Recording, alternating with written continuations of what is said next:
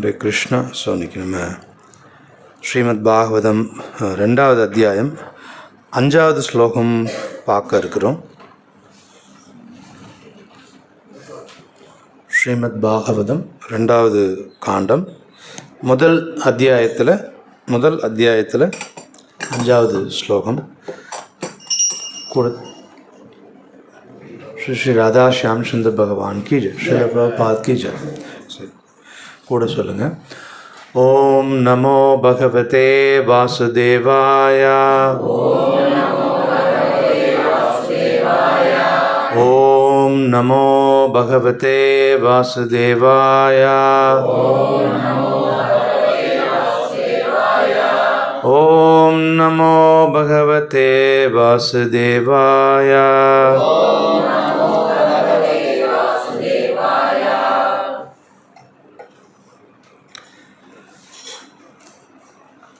தஸ்மாத் பாரத சர்வாத்மா பகவான் ஈஸ்வரோ ஹரி ஸ்ரோதவ்ய கீர்த்திதவ்யஸ்ச ஸ்மர்த்தவ்யஸ்சேச்சதாபயம். மொழிபெயர்ப்பும் பொருளையும் வழங்கிய ஆச்சாரியர் அபய சரணாரவிந்த பக்தி வேதாந்த சுவாமி ஸ்ரீல பிரபுபாது கி ஜெய். கூட சொல்லுங்க. தஸ்மாத் இக்காரணத்திற்காக பாரத பரதகுலத் தோன்றலே சர்வாத்மா பரமாத்மா பகவான் முழு முதற் கடவுள் ஈஸ்வர ஆளுநர் ஹரி சர்வ துன்பங்களையும் முறியடிக்கும் இறைவன் ஸ்ரோதவ்ய கேட்கப்பட வேண்டும், கீர்த்திதவ்ய போற்றப்பட வேண்டும், ச மேலும் ஸ்மர்த்தவ்ய நினைவிற்கொள்ள வேண்டும், ச மற்றும் இச்சதா விருப்பம் கொள்பவரின் அபயம் விடுதலை. மொழிபெயர்ப்பு. பரதகுலத் தோன்றலே எல்லா துன்பங்களிலிருந்தும் விடுபட விருப்பம் கொண்டுள்ள ஒருவன் பரமாத்மாவும் ஆளுநரும் எல்லா துன்பங்களிலிருந்தும் காப்பவருமான முழுமுதற் கடவுளை பற்றி செவியுறவும் துதிக்கவும் அவரை நினைவில் கொள்ளவும் வேண்டும். பொருளுரை.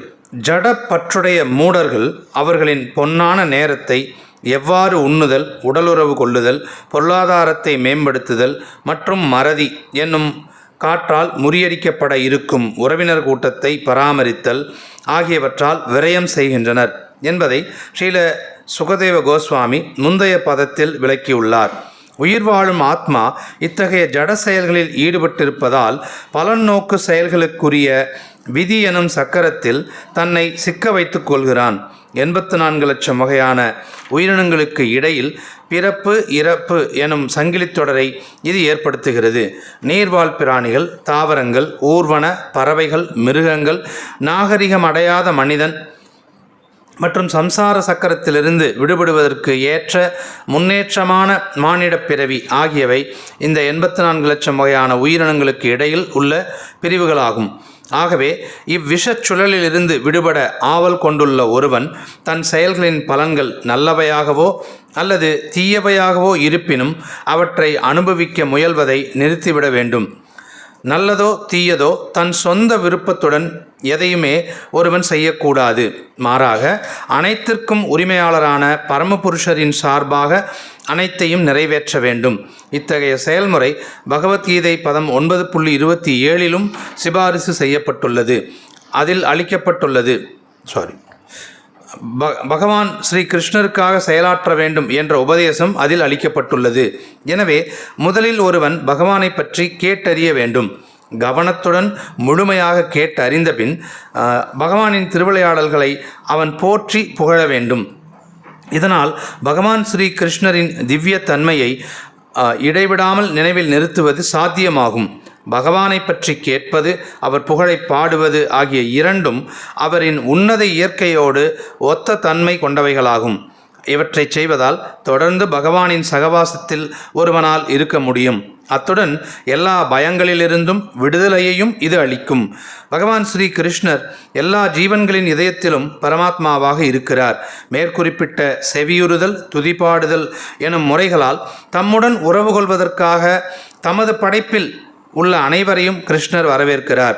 பெருமானை பற்றி கேட்டல், அவரது புகழ் பாடுதல் ஆகிய இம்முறைகள் பாகுபாடின்றி அனைவருக்கும் பொருந்தக்கூடியவை ஆகும்.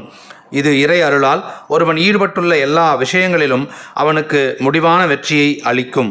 பலதரப்பட்ட மனிதர்கள் உள்ளனர். பலன் கருதும் தொழிலாளிகள், மனோ தத்துவவாதிகள், யோகிகள் மற்றும் தூய பக்தர்கள். இவர்கள் அனைவரும் தாங்கள் விரும்பும் வெற்றியை பெறுவதற்கு இரண்டற்றதான இவ்வழி மிகவும் பொருத்தமானதாகும். அனைவரும் எல்லாவித பயங்களிலிருந்தும் விடுபட விரும்புகின்றனர். அத்துடன் வாழ்வில் முழுமையான இன்பத்தையும் அவர்கள் எதிர்பார்க்கின்றனர். இங்கு இப்பொழுதே இதை அடையலாம். இதற்குரிய பக்குவமான வழி பெரும் அதிகாரியான ஸ்ரீல சுகதேவ கோஸ்வாமியை போன்றவர்களால் பேசப்பட்ட ஸ்ரீமத் பாகவதத்தில் சிபாரிசு செய்யப்பட்டுள்ளது. ஸ்ரீ கிருஷ்ணரை பற்றி கேட்பதாலும் அவர் துதி பாடுவதாலும் ஒருவனுடைய செயல்கள் அனைத்தும் உன்னதமானவையாக மாற்றப்படுகின்றன. இதனால் பௌதீக துன்பங்களை பற்றிய எண்ணங்கள் அனைத்தும் முற்றிலும் விளக்கப்படுகின்றன. ஓம் தத் சத். ஓம் அஜ்ஞானாதிமிராந்தஸ்ய ஞானாஞ்சன சலாக்கயா சக்ஷுருன்மீலிதம் ஏன தஸ்மை ஸ்ரீ குரவே நமக. ஸ்ரீ சைத்தன்ய மனோபீஷ்டம் ஸ்தாபிதமேன பூதலே ஸ்வயம் ரூப கதாமாஹ்யம் ததாதி ஸ்வபதாந்திகம். நமோ விஷ்ணுபாதாய கிருஷ்ண பிரஸ்தாய பூத்துலே ஸ்ரீமதே ஜெயபதா சுவாமினித நாமினி நமாச்சாரிய பாதாய நிதாய கிருபபிரதாயினி கௌரிகதாமதாய ஹர கிராமதாரிணி. நமோ விஷ்ணுபாதாய கிருஷ்ண பிரஸ்தாய பூத்துலே ஸ்ரீமதே பக்திவேதாந்த சுவாமினித நாமினி நமஸ்தே சாரஸ்வதி தேவே கௌரவாணி பிரச்சாரிணி நிர்விசேஷ शून्यवादी पाश्चात्य देशधारिणी. जय श्री कृष्ण चैतन्य प्रभु नित्यानंद श्री अद्वैत गदाधर शिवासादि गौर भक्त वृंदा. हरे कृष्णा कृष्ण कृष्णा हरे हरे, हरे रामा राम रामा हरे हरे. ஹரே கிருஷ்ணா. ஸோ ஒவ்வொரு ஞாயிற்றுக்கிழமையும் நடக்கிற இந்த ஈரோடு இஸ்கான் கோவிலில் நடக்கிற இந்த பாகவத சத்சங்க நிகழ்ச்சிக்கு வந்திருக்கிறவங்க எல்லாரையும் வரவேற்கிறோம். உங்கள் எல்லாருக்கும் நன்றி. ஹரே கிருஷ்ணா. ஸோ இது நம்ம பார்க்குறது பாகவதம் 2வது காண்டம், முதல் அத்தியாயத்தில் 5வது ஸ்லோகம் நம்ம பார்க்குறோம். சரிங்களா? ஓகே. ஸோ முதல்ல பாகவதத்தோட சில பெருமைகள் நிறைய பேருக்கு தெரிஞ்சிருக்கலாம். ஸோ தெரியாதவங்களுக்காக சில பேர் புதுசாக இருக்காங்க.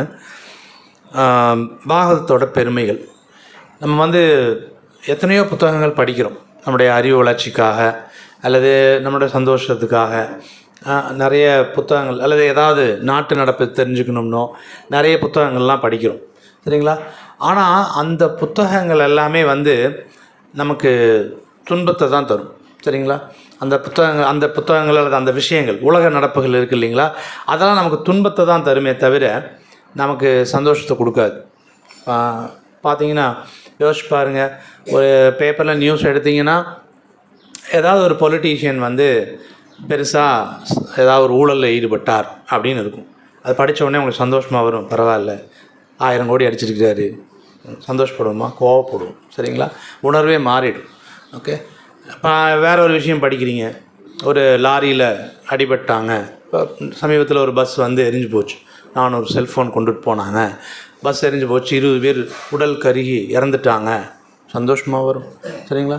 ஸோ இந்த நியூஸ், எந்த நியூஸ் எடுத்துட்டிங்கனாலும் நமக்கு நம்ம மனசுக்கு சந்தோஷம் கொடுக்குற, ஆத்மாவுக்கு சந்தோஷம் கொடுக்குற எந்த விஷயமும் அந்த பேப்பர்லலாம் இருக்காது. நீங்கள் நம்ம படிக்கிற மற்ற புத்தகங்களில் இருக்காது. என்ன புத்தகம் எடுத்துட்டிங்கனாலும் சரி. சரிங்களா? உலகத்தில் இருக்கிற கிருஷ்ணரை பற்றி பேசாத எந்த புத்தகத்தை எடுத்துட்டிங்கனாலும் அது அப்படி தான் இருக்கும். ஓகேங்களா? ஆனால் பாகவதம் அப்படிப்பட்டதல்ல. பாகவத்துக்கோட பெருமைகள் நிறைய இருக்குது. சரிங்களா? சிலது மட்டும் நம்ம பார்ப்போம். முதல்ல பாகவதம் பார்த்திங்க அப்படின்னு சொன்னால், இப்போது கிருஷ்ணர் ஒரு புத்தகமாக வடிவெடுக்கிறாருன்னு வச்சுக்கோங்க. ஏன்னா கிருஷ்ணர்னால் எல்லா உருவமும் எடுக்க முடியும். சரிங்களா? பகவானால் எல்லா உருவமும் எடுக்க முடியும். அவர் ஒரு புத்தக வடிவம் எடுக்கணும்னு நினைக்கிறாருன்னு வச்சுக்கோங்க, அல்லது ஒரு புத்தக வடிவம் எடுக்கிறாருன்னா அந்த புத்தகம் வேறு எதுவும் இல்லை, பாகவதம் தான். அதாவது பாகவதத்துக்கும் பகவானுக்கும் வித்தியாசம் கிடையாது. ஒரு வீட்டில் பாகவதம் புத்தகம் இருக்குன்னா பகவான் கிருஷ்ணர் இருக்கிறார்னு அர்த்தம். சரிங்களா? ஓகேவா? நீங்கள் பாகவதம் படிக்கிறீங்க தினமும் அப்படின்னு சொன்னால் நீங்கள் கிருஷ்ணர் கூட டெய்லி பேசிகிட்டு இருக்கீங்கன்னு அர்த்தம். டெய்லி கிருஷ்ணர் கூட தொடர்பு கொள்கிறீங்கன்னு அர்த்தம். சரிங்களா? அப்போ வீட்டில் வந்து கண்டிப்பாக வந்து ஒரு பாகவதம் புத்தகம் இருக்கிறது நல்லது. ஓகேங்களா? அடுத்தது வந்து இப்போ நம்மளுடைய உலகத்தில் இருக்கிற எல்லா அறிவும், நிறைய அறிவுகள் இருக்குது இல்லைங்களா? பொறியியல் அறிவு அல்லது மருத்துவ அறிவு, நிறைய விதமான அறிவுகள் இருக்குது. அது தவிர நிறைய தத்துவ அறிவுகளும் இருக்குது, நிறைய விஷயங்கள். ஆனால் உலகத்தில் நீங்கள் எந்த அறிவை எடுத்துக்கிட்டிங்கனாலும் அந்த அறிவு எங்கே இருக்கும் அப்படின்னா வேதத்தில் இருக்கும். வேதத்தில் இல்லாத ஒரு அறிவை இந்த உலகத்தில் நீங்கள் கொடுக்க முடியாது. இப்போ நம்ம வேணால் ஒரு சில விஞ்ஞானிகள் புதுசாக கண்டுபிடிச்சிருக்காங்க அப்படின்னு நம்ம நினைக்கலாம். சரிங்களா? ஆனால் அது ஏற்கனவே வேதத்தில் இருக்கும். சரிங்களா? நம்ம வேதத்தை படிக்காததுனால அதை பற்றி நமக்கு தெரியாததுனால இவங்க புதுசாக கண்டுபிடிச்ச மாதிரி தெரியுது. ஏன்னா மனிதர்களோட எல்லா அறிவுமே வேதத்தோட அறிவுக்கு உட்பட்டது. வேதத்துக்குள்ளே தான் இருக்குமே தவிர வேதத்தை தாண்டின ஒரு அறிவை மனுஷனால் கண்டுபிடிக்கவே முடியாது. சரிங்களா? இப்போ ஏன்னா வேதம் வந்து பகவான் பேசுனது. பகவான் அறிவை தாண்டி ஒரு அறிவு மனுஷனுக்கு வர்றதுக்கு வாய்ப்பு இல்லை. சரிங்களா? ஸோ அப்போது அந்த வேதம், எல்லா வேதங்களும் ஒரு மரமாக இருக்குதுன்னு வச்சுக்கோங்க. இப்போ நீங்கள் ஒரு மாம்பழ மரம் இருக்குது. அந்த மாம்பழ மரத்தில் நமக்கான பலன் என்னன்னு நினைக்கிறீங்க? மாம்பழ மரம் இருக்குது, மரத்தில் இலை இருக்கும், கிளை இருக்கும், நல்லா வளர்ந்துருக்கும். ஆனால் அதனுடைய பலன் என்ன அப்படின்னா ஒரு பழுத்த மாம்பழம் இல்லைங்களா? பழுத்த பழம், அதுதான் நமக்கு பலன். அதுதான் நமக்கு வந்து நன்மை தரக்கூடியது. சரிங்களா? மற்ற விஷயங்கள்லாம் நம்ம பெருசாக எடுத்துக்க மாட்டோம் இல்லைங்களா? அது மாதிரி இருக்கிற எல்லா வேத அறிவுகளையும் ஒரு மரமாக நீங்கள் கன்சிடர் பண்ணிங்கன்னா அந்த எல்லா வேத அறிவு மூலமாக நமக்கு கிடைக்க வேண்டிய பழம் எது அப்படின்னா பாகவதம். அது ரைப்பண்ட் ஃப்ரூட் அப்படின்னு சொல்லுவாங்க. பழுத்த பழம் எதுன்னா பாகவதம் தான். ஸோ ஒருத்தர் பாகவதத்தை எடுத்து சுவைக்கிறாங்க அப்படின்னு சொன்னால், மாம்பழத்தை சுவைக்கிறாங்கன்னா மரத்தோட பலன் அதுதானே. அது மாதிரி இந்த வேத அறிவெல்லாம் இருக்கிற அந்த மரத்தோட பலன் வந்து என்னென்னா பாகவதம். அப்போ பாகவதத்தை ஒருத்தவங்க படிக்கிறாங்க அல்லது சுவைக்கிறாங்கன்னா அவங்க வந்து எல்லா வேத அறிவையும் படித்ததுக்கு சமானம். சரிங்களா? பாகவதம் படித்தோம் அப்படின்னா எல்லா வேதத்தையும் படித்ததுக்கு சமானம். எல்லா வேத அறிவும் நமக்கு கிடச்சிருச்சுன்னு அர்த்தம்.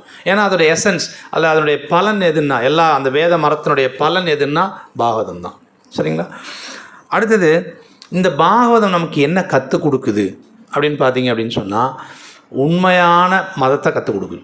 சரிங்களா? உண்மையான மதம். அது என்னங்க உண்மையான மதம்? அப்படியே போலி மதம்னு அப்போ இருக்கா அப்படின்னு சொன்னால் பிரபுபாதர் வந்து ஒரு விளக்கம் கொடுக்குறார். ஒரு மதம் நமக்கு கடவுள் மேலே அன்பை ஏற்படுத்தலைன்னு வச்சுக்கோங்க, அது மதமே கிடையாதுன்ட்டார். நீங்கள் என்ன வேணால் அதில் நிறைய சடங்குகள் சம்பிரதாயங்கள் எல்லாமே வச்சுருக்கலாம், நீங்கள் எல்லாத்தையுமே கடைப்பிடிக்கலாம், ஃபாலோ பண்ணலாம், எல்லாமே பண்ணலாம். ஆனால் கடவுள் மேலே எனக்கு அன்பை வரவழைக்கலை அப்படின்னு சொன்னால் அது வந்து உண்மையான மதமே கிடையாது. சரிங்களா? ஆனால் பாகவதம் என்ன செய்யும் அப்படின்னு சொன்னால் கடவுள் கூட நமக்கு வந்து கடவுள் மேலே அன்பை ஏற்படுத்தும்.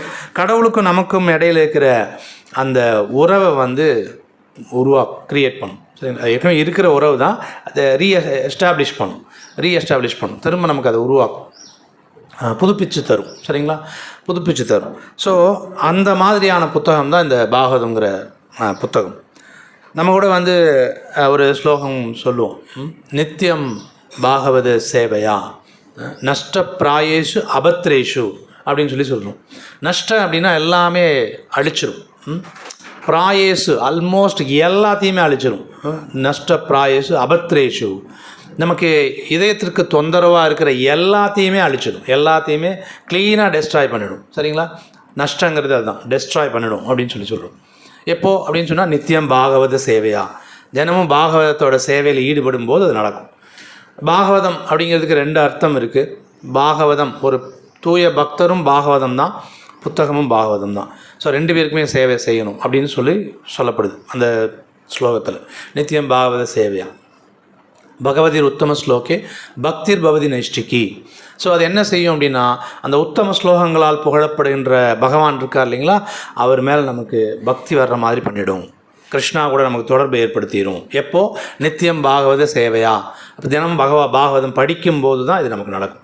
பகவானுடைய நமக்கு தொடர்புங்கிறது அப்போ தான் வரும்.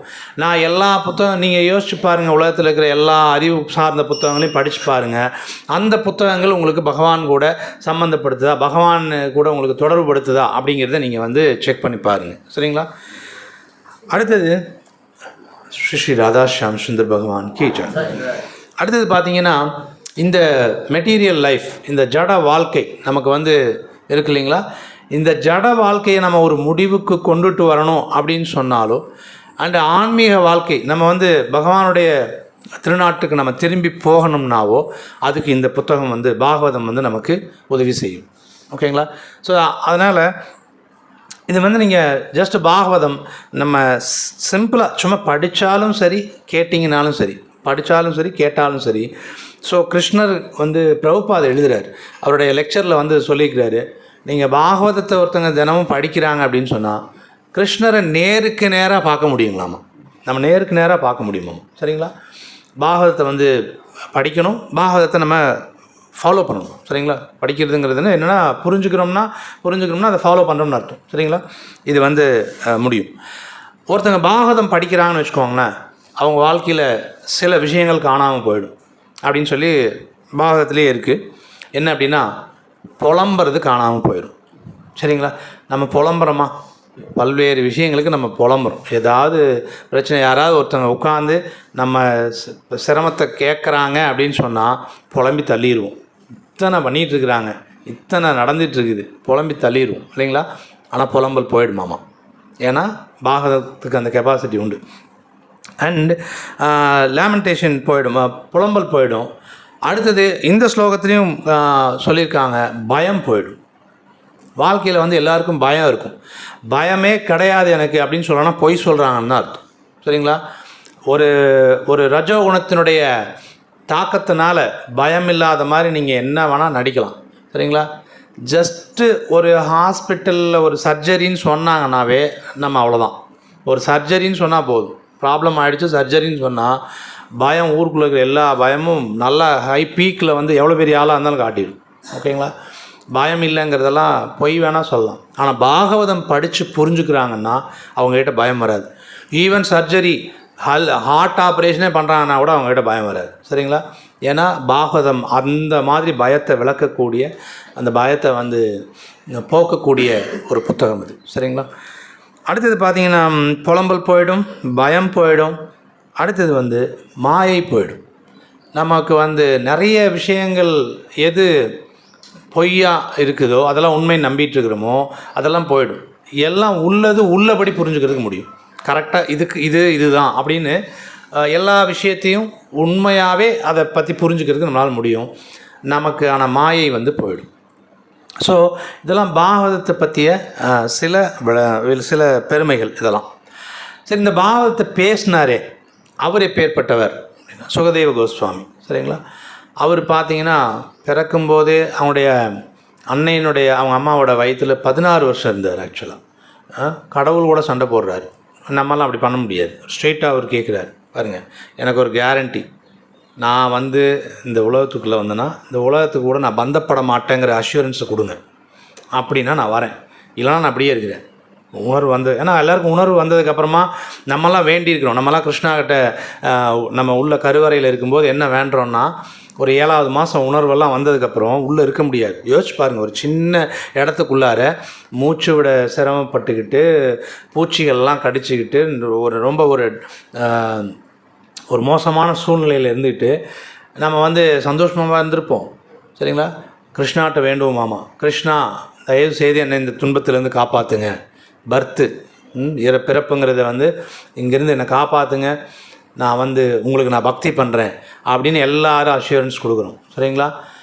ஒன்ஸ் பிறந்த உடனே என்ன செய்கிறோன்னா, அந்த அஷ்யூரன்ஸ் கொடுத்தது பூரா மறந்துட்டு ஹாப்பி பர்த்டே கொண்டாட ஆரம்பிச்சிடும். சரிங்களா?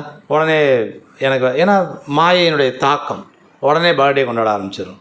கிருஷ்ணாவுக்கு பக்தி அது அப்புறம் பார்த்துக்கலாம். ஓகேவா? அப்புறம் பார்த்துக்கலாங்கன்னா எப்போன்னா, சில பேர் வயசான காலத்தில் பார்த்துக்கலாம், வயசான வரைக்கும் நம்ம இருப்போமான்னு தெரியல, வயசானதுக்கப்புறம் பார்த்துக்கலாம் அப்படின்னுலாம் சொல்கிறாங்க நிறைய பேர். 60 வயசு ஆகிடுச்சு அப்போவாது போய் சொன்னோம்னா கேட்பாங்கன்னு நினைக்கிறீங்களா? இன்னும் எனக்கு வயசு ஆகலை, மேபி ஒரு 80-90 அந்த டைமில் பார்த்துக்கலாம். எல்லோரும் ஏதோ கேரண்டி கார்டு வாரண்ட்டி கார்டு வாங்கிட்டு வந்த மாதிரியே பேசுகிறாங்க. எனக்கு வந்து போட்டு டேக் போட்டு கொடுத்துருக்காங்க, ஐ வில் பி ஹியர், நான் வந்து ஒரு 100 வருஷம் கண்டிப்பாக இருப்பேன்னு. நிச்சயமே கிடையாது, சரிங்களா? ஸோ அதனால் வந்து இந்த பாகவத புத்தகம் வந்து ரொம்ப முக்கியமானது. சுகதேவ கோஸ்வாமி கொடுக்குறாரு. அவர் என்ன பண்ணுறாரு, கிருஷ்ணாவோட சண்டை போடுறாரு. இந்த மாயா என்னை பாதிக்காதுன்னா நான் வரேன், சரிங்களா? இந்த உலகத்தோட நான் பந்தப்பட மாட்டேன்னா நான் வெளியில் வரேன். தென் அவருக்கு கிருஷ்ணா வந்து உறுதி கொடுக்குறாரு, நீ பாதிக்கப்பட மாட்டேன் அப்படின்னு. அப்புறமா வர்றார் வெளியில் வந்தோடனே என்ன பண்ணார் அப்படின்னா, குடும்பத்தையெல்லாம் அப்படியே ட்ராப் பண்ணிட்டார். யார்? அப்பா வியாசதேவர், சரிங்களா? அவங்க ஃபேமிலியெல்லாம் விட்டுட்டு அவர் பாட்டில் கிளம்பி போயிட்டே இருக்கிறார், சரிங்களா? பிறக்கும்போதே லிபரேட்டட், முக்தி அடைஞ்சவர். ஜட விஷயங்கள்னால் அவர் பாதிக்கவே படலை. பிறக்கும்போதே முக்தி அடைஞ்ச ஆத்மா, சரிங்களா? எதை பற்றியும் கண்டுக்கல, அவர் அப்படியே போயிட்டே இருக்கிறார் ஆக்சுவலாக, சரிங்களா? ஸோ அப்பேற்பட்ட சுகதேவ கோஸ்வாமி, நம்மலாம் வந்து attach to family, attach to everyone, attach to everything. எல்லா பொருள்கள் மேலேயும் நமக்கு வந்து பற்றுதல் இருக்குது, குடும்ப உறவினர்கள் மேலே இருக்குது, சரிங்களா? எல்லா விஷயத்து மேலே நமக்கு பற்றுதல் இருக்குது. அவருக்கு எது மேலேயும் பற்றுதல் கிடையாது. ஆக்சுவலாக இந்த ரெண்டு நிலைமையில் எது சரின்னு சொன்னால், பற்றுதல் இல்லாமல் இருக்கிறது தான் சரியான விஷயம், சரிங்களா? பற்றுதல் பிரச்சனை, பற்றுதல் இல்லாமல் இருக்கிறது தான் வந்து ஆக்சுவலாக சந்தோஷம். ஆனால் நம்ம என்ன நினைப்போம்னா, எல்லோரும் இருந்தால் தானே நம்ம சந்தோஷமாக இருக்க முடியும் அப்படின்னு நம்ம நினைப்போம். ஆனால் எல்லா உறவினர்கள் மேலேயும் பற்றுதல்ங்கிறது பிரச்சனையை கொண்டு வரும். அதுதான் பிரச்சனையை கொண்டு வந்துட்டு இந்த உலகத்தோட டிசைன் அப்படி தான் கிருஷ்ணா வடி அமைச்சிருக்கிறார், சரிங்களா? ஸோ சுகதேவ கோஸ்வாமி பிறக்கும்போதே முக்தி பெற்ற ஆத்மா. அண்டு தென் அவர் என்ன பண்ணுறாருன்னா, அப்படி நான் போயிட்டே இருக்கும்போது, ஃபேமிலியெல்லாம் விட்டுட்டு போயிட்டு இருக்கும்போது, வியாசதேவருடைய ஒரு 2 சீடர்கள் என்ன செய்கிறாங்கன்னா, கிருஷ்ணா பற்றி 2 ஸ்லோகங்கள் சொல்கிறாங்க, பகவானுடைய பெருமையை பற்றி, சரிங்களா? சொன்னதுக்கப்புறமா அந்த இதை கேட்டுட்டு நேராக போய், நல்லா இருக்கே, யார் சொன்னாங்க, சொல்லி கொடுத்தாங்க இது அப்படின்னு போய் கேட்குறாரு. அப்புறம் சொல்கிறாங்க, உங்கள் அப்பா வியாசதேவர் சொல்லி கொடுத்தாரு. அதுக்கப்புறமா தான் திரும்பி வர்றார். அப்போ எனக்கும் கற்றுக் கொடுங்க அப்படின்ட்டு பகவானை பற்றி தெரிஞ்சுக்கிறதுக்காக திரும்பி வர்றார். இல்லைனா அவர் அப்படியே போயிட்டே இருப்பார், அவர் பாட்டில் யாரையும் கண்டுக்க மாட்டார், சரிங்களா? ஸோ பகவானை பற்றி கேட்குறதுக்காக தான் திரும்பி வந்திருக்கார். ஸோ இந்த ஸ்லோகத்துலேயும் பார்த்தீங்க அப்படின்னு சொன்னால், மொழிபெயர்ப்பில் வந்து எல்லா துன்பங்களிலிருந்தும் விடுபட விருப்பம் கொண்டுள்ள ஒருவன் அப்படின்னு சொல்லியிருக்காங்க, சரிங்களா? இப்போ பரீட்சித் மகாராஜ், ஸோ இது இந்த விஷயத்துக்கு வருவோம் நம்ம. அதுக்கு முன்னாடி பரீட்சித் மகாராஜ் வந்து, இந்த சுகதேவ கோஸ்வாமி வந்து பரீட்சித் மகாராஜ்கிட்ட தான் பாகவதம் சொல்கிறார், சரிங்களா? பாகவதம் எப்படி வந்துச்சு அப்படின்னு சொன்னால், பரீட்சித் மகாராஜுக்கு ஒரு சாபம். அவருக்கு என்ன சாபம்னா, 7 நாளில் ஒரு பாம்பு கடித்து அவர் இறந்துருவார்னு ஒரு சாபம். ஒரு பிராமண சிறுவனால் சபிக்கப்பட்டார். அவர் என்ன செய்கிறார் அப்படின்னு சொன்னால், ஓகே, இது கடவுளுடைய விருப்பம், கடவுளுக்கு தெரியாமல் இது நடக்காது, அதனால் நான் வந்து தயாராகிறேன், டெத்துக்கு ப்ரிப்பேர் ஆகிறேன். நம்ம யாராவது தயாராகிறோமா? நம்ம ஆக மாட்டோம், சரிங்களா? ஈவன் 99 ஒருத்தர் இருந்தாலும் நல்ல ஹாஸ்பிட்டலாக கூட்டிகிட்டு போங்க, எல்லாமே பாடிக்குள்ளே எல்லாமே போயிருக்கும், உள்ளே எதுவுமே ஒர்க் ஆகாது, நாட் ஒர்க்கிங் கண்டிஷன், சரிங்களா? இருந்தாலும் கூட்டிகிட்டு போய் நம்ம என்ன கேட்குறோம், நீங்கள் வந்து ஏதாவது செஞ்சு என்னையை காப்பாற்றுங்க, எனக்கு இன்னும் நிறைய வேலைகள் இருக்குது. 99 வயசுல அப்படி தான் சொல்கிறோம். சில பேர்லாம் வந்து நான் மறுபடியும் முதல்வராக இருக்கணும் அப்படின்லாம் கூட நினச்சவங்களாம் உண்டு, சரிங்களா? 99, 98 வயசில் கூட எனக்கு உடல்நிலையெல்லாம் சரி பண்ணி போய் இருக்கணும் அப்படின்ட்டு. ஆனால் டெத்துக்கு ப்ரிப்பேர் ஆகிறார். எப்படி ப்ரிப்பேர் ஆகிறார் அப்படின்னா, கங்கை நதிக்கரையில் போய் உட்காந்துட்டு உபவாசம் இருந்து உடலை விடுறதுன்னு முடிவு பண்ணிட்டார். எதுவும் சாப்பிட்றது, சோறு தண்ணியெல்லாம் எதுவும் வேண்டாம், எல்லாத்தையும் நான் விட்டுட்டு உட்கார்றேன், சரிங்களா? இப்படி தயாராகிறார். அப்படி தயாராகிறவர் யார் தெரியுங்களா? மிகப்பெரிய ராஜா, உலகத்துக்கே ராஜாவாக இருந்தவர் அடுத்த செகண்டு எல்லாத்தையும் தூக்கி போட்டு போய் உட்கார்றாரு. நம்மகிட்ட நம்ம உலக அளவுலலாம் சொத்துக்கள்லாம் யார்கிட்டையுமே கிடையாது. ஈவன் நீங்கள் உலகத்தினுடைய மிகப்பெரிய பணக்காரராக இருந்தால் கூட அவர்கிட்ட எல்லா சொத்துக்களும் கிடையாது, சரிங்களா? நம்மளை ஏதாவது நம்மகிட்ட இருக்கிறதெல்லாம் விட சொன்னால் விட்டுருவோமா? நம்ம மாட்டோம். அதுதான் பற்றுதல், சரிங்களா? நம்மளால் இதெல்லாம் விட்டுட்டு நம்ம வச்சுருக்கிற பேங்க் பேலன்ஸ் 2000 ரூபாயாக இருந்தாலும் அந்த 2000 ரூபாய் மேலே நமக்கு பற்றுதல் இருக்கும், சரிங்களா? நம்ம விட மாட்டோம். ஆனால் உலகத்துக்கே ராஜா விட்டுட்டு போய் கங்கையில் உட்கார்றாரு, கங்கை நதிக்கரையில் உட்கார்றாரு. உட்காந்துட்டு இருக்கும்போது எல்லா முனிவர்களும் வராங்க, ரிஷிகள் எல்லோரும் வராங்க.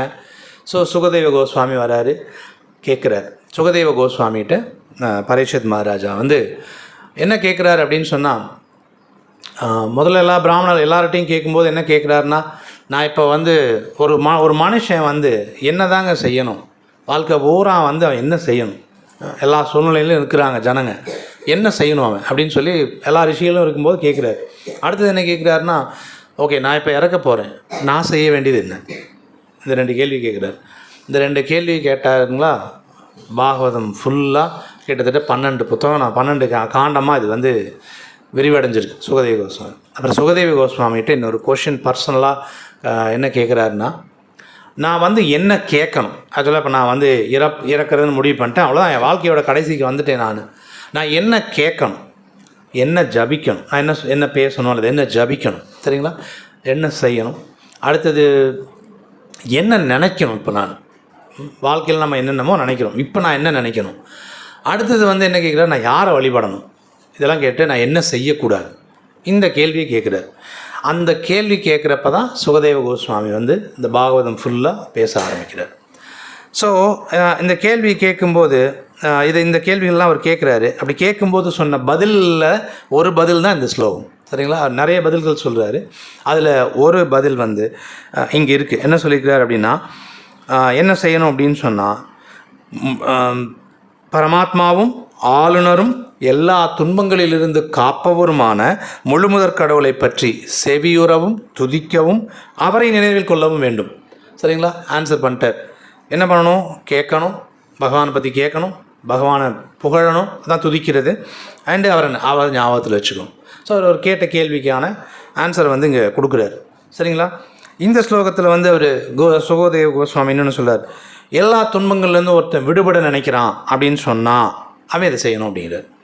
சரி, எது துன்பத்துக்கு காரணம் அப்படின்னு கேட்டால், நம்ம புத்தா ஃபிலாசபி, புத்தருடைய கொள்கை என்னன்னு தெரியும் இல்லைங்களா, என்னது அது, ஆசையே துன்பத்திற்கு காரணம். சரிங்க, ஆசையை நீக்கினால் துன்பத்திலேருந்து விலகி இருக்க முடியும் அப்படின்னு சொல்லி சொல்லுவாங்க. சரிங்களா. திருக்குறளில் கூட அந்த மாதிரி ஒரு வார்த்தை இருக்குது, ஒரு ஒரு குறள் இருக்குது ஆக்சுவலாக. எந்தெந்த பொருள்களின் மீதான பற்றுதலை ஒருத்தன் விளக்குகிறானோ அந்தந்த பொருள்களால் அவனுக்கு துன்பம் இல்லை. இதுவும் அதே தான். நீங்கள் இந்த மாதிரி உலகத்தில் பல ஃபிலாசபி, எல்லா ஃபிலாசபியிலும் பார்த்தீங்க அப்படின்னு சொன்னால் அவங்க வந்து சொல்கிற விஷயங்கள் வந்து ஆசைப்படாதீங்க அப்படின்றத கண்டிப்பாக எல்லோரும் சொல்லுவாங்க. ஈவன் மாடர்ன் சைக்காலஜி, இப்போ இருக்கிற மனோ தத்துவ டாக்டர்கள் இருக்காங்க, மருத்துவர்கள், அவங்க கூட என்ன சொல்லுவாங்க அப்படின்னா, இதுக்கு காரணம் என்ன அப்படின்னு சொன்னால், இவங்க வந்து தடையில்லாத ஆசைகள் தான் மனுஷனோட துன்பத்துக்கு காரணம் அப்படின்னு சொல்லுவாங்க. அடுத்தது வந்து ஈகோ நிறையா இருக்குது இவங்ககிட்ட, அதனால தான் உங்களுக்கு வந்து துன்பங்கள் வருது. அப்புறம் அவங்ககிட்ட உணர்ச்சிகள் நிலையாக இல்லை, உணர்ச்சிகள் மாறிக்கிட்டே இருக்குது, அதனால் அவங்களாம் துன்பப்படுறாங்க, இப்படி சைக்காலஜி சொல்லுது. இது மாதிரி உலகத்தில் இருக்கிற எல்லா தத்துவங்களையும் எடுத்திங்கன்னா, எல்லா தத்துவங்கள்லேயும் துன்பத்திற்கான காரணம்னு அது எல்லாத்தையுமே சொல்லிகிட்டு இருப்பாங்க. ஆனால் ஆக்சுவலாக இந்த எல்லா காரணங்களுக்கும் தலைமையான ஒரு காரணம் இருக்குது. தலைமையான காரணம்னா ஃபஸ்ட்டு அதுதான், மற்றதெல்லாம் அதோடைய உபப்பொருள்கள் தான் இதெல்லாமே. சரிங்களா. முதல்ல ஒரு விஷயம் என்ன அப்படின்னு சொன்னால், அறியாமை தான் முதல் காரணம். சரிங்களா. இது வந்து கிருஷ்ணா சொல்கிறார். சரி, அறியாமை அப்படிங்கிறது என்ன நம்மகிட்ட அறியாமை இருக்குது அப்படின்னா, நம்ம முதல்ல ஆக்சுவலாக நாம் எப்படி உருவாகி இருக்கிறோம் அப்படின்னு சொன்னால், ஒரு ஜடப்பொருள், ஒரு ஆன்மீக பொருள், ரெண்டோட கலவை தான் நம்ம இப்போதைக்கு. சரிங்களா. உடல் வந்து ஜடப்பொருள், ஆத்மா ஆன்மீகமான பொருள். இந்த ரெண்டும் சேர்ந்தது தான் நம்ம இப்போது. சரிங்களா. ஆக்சுவலாக நம்ம வந்து ஆன்மீக ஆத்மா, ஆனால் இப்போ இந்த ரெண்டு பொருள் சேர்ந்து இருக்கும்போது, இப்போ நம்ம ஆக்சுவலாக ரெண்டு விஷயம் இருக்கும்போது இந்த ரெண்டில் எது நான் அப்படிங்கிறத கரெக்டாக கண்டுபிடிக்கணும் ஆக்சுவலாக. சரிங்களா. ரெண்டு பொருள் சேர்ந்து இருக்கிறதுனால நமக்கு எது எந்த பொருள்னு பிரித்து பார்க்க தெரியல. நாம் என்ன நினச்சிட்றோம்னா, இந்த தற்காலிகமாக இருக்கிற உடல் வந்து நம்மன்னு நினச்சிட்டு ஆத்மாங்கிற விஷயத்தை நம்ம அப்படியே டோட்டலாக விட்டுறோம். அது நம்ம அதை பற்றி நம்ம யோசிக்கிறதே இல்லை. இதுதான் அறியாமை. சரிங்களா.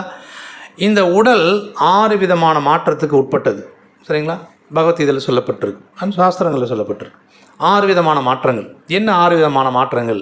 முதல்ல இந்த உடல் பிறக்கும். பாருங்கள், எல்லாருக்கும் ஒரு உடல் இருக்கும். இந்த உடல் இதுக்கு முன்னாடி இருந்திருக்காரு. சரிங்களா. நம்ம பர்த் எடுக்கிறோம் இல்லைங்களா, அதுக்கப்புறம் அப்போ தான் நமக்கு இந்த உடல் வருது நம்மக்கிட்ட. சரிங்களா.